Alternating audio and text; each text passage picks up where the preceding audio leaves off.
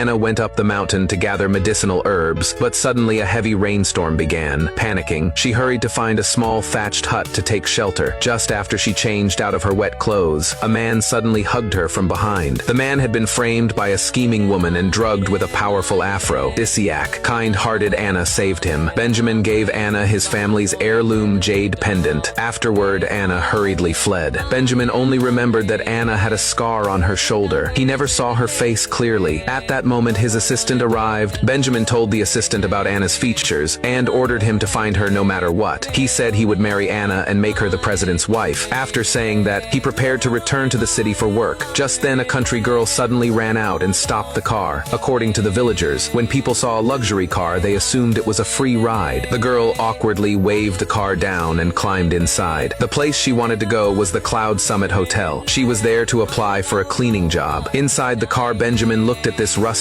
but unusually bold girl and felt a strange sense of familiarity. He didn't chase her out of the car. Instead, he allowed the driver to take her to the hotel. However, the job interview at the hotel was a complete scam. The agent introduced Anna to the greasy manager Joe. Manager Joe wasn't interested in her ability to work. He was interested in her youth and beauty. During the interview, his hands started wandering. Anna instinctively dodged him, but he threatened her to leave if she didn't want the job. Just then, a commotion erupted. In the lobby, an elderly woman dressed plainly had slipped and fallen. Manager Joe immediately changed his attitude. He scolded the old woman as a country bumpkin, trying to scam compensation, and ordered security to throw her out. Anna couldn't stand watching it. She stepped forward to help the elderly woman up and defended her. What she didn't know was that Benjamin had just arrived, and he witnessed the entire scene. Benjamin walked forward. Manager Joe immediately became flattering, but Benjamin exposed him on the spot. Cloud Summit Hotel was part of Benjamin's family business, and he was the real boss there. Benjamin declared that the hotel's service principle was customer first, and that they would never judge people by appearance. He publicly praised Anna for her kindness, and personally ordered that she be hired immediately. Anna thought her luck had finally arrived. She didn't know it was only the beginning of another crisis. Manager Joe and the agent May held a grudge against her, so they organized a so-called welcome banquet. At the dinner table, they kept urging her to drink. Anna had a low tolerance for alcohol, and soon she was completely drunk. In the last glass of wine, they secretly added a sedative. Agent May accepted manager Joe's hush money. The two exchanged knowing glances, planning to send the unconscious Anna to a room they had already prepared. Just as manager Joe's hand was about to touch Anna, she suddenly woke up. Her instinct to survive exploded with surprising strength, and she kicked the fat man unconscious. At that moment, Benjamin happened to arrive. He immediately sensed something was wrong with Anna. The familiar smell of drugs in the air reminded him of that night. He picked up the unconscious Anna and carried her to his presidential suite. Meanwhile, the men Benjamin had sent out had already arrived at Anna's village. Linda, the scheming woman who had been abusing Anna's grandmother, accidentally discovered the jade pendant Anna had left at home. When the well-dressed bodyguards asked about the owner of the pendant, Linda's greed overcame everything. She lied and claimed she was the woman Benjamin was searching for. And just like that, the fake president's wife was respectfully escorted to the city. Inside the hotel room, Anna slowly woke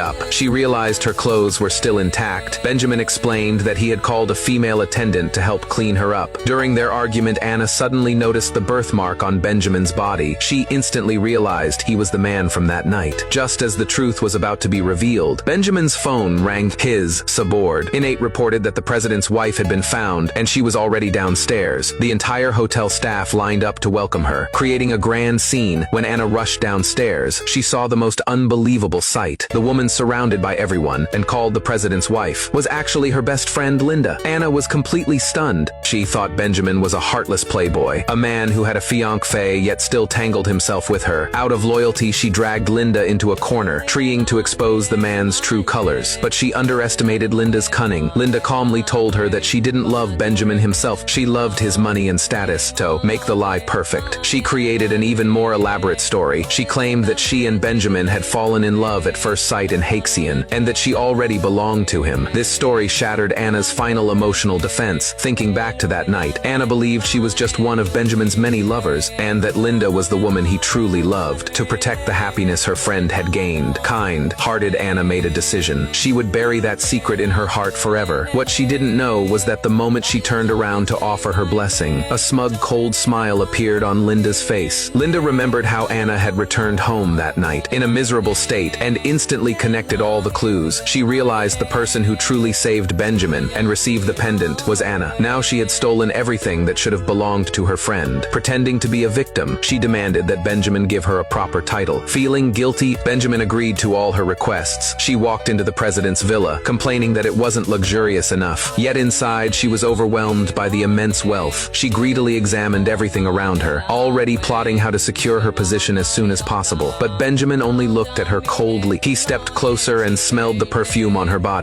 and realized it wasn't the scent he remembered. His eyes instantly turned cold, using his busy work schedule as an excuse. He left her alone in the empty mansion. Linda was not discouraged. She believed that, with her beauty, it was only a matter of time before she won him over. But deep down, alarms had already begun ringing. She needed to make Anna disappear from this city as soon as possible. Meanwhile, Anna was in the hotel cleaning room, talking on the phone with her grandmother far away. Her dream was simple but firm: work hard, earn money, buy a big house in the city, and bring her grandmother to live a comfortable life. After hanging up the phone, she continued working, but danger was quietly approaching in the darkness.